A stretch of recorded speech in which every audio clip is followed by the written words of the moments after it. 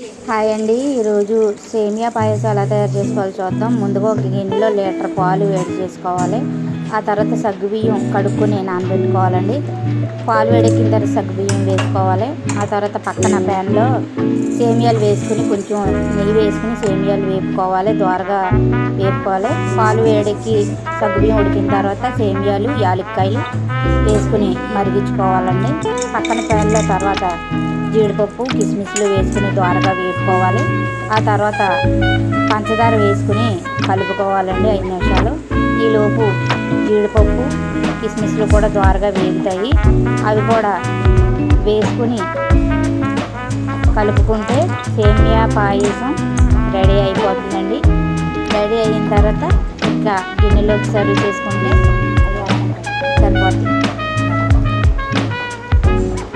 నా వీడియో సేమియా పాయసం మీకు కనుక నచ్చితే లైక్ చేయండి.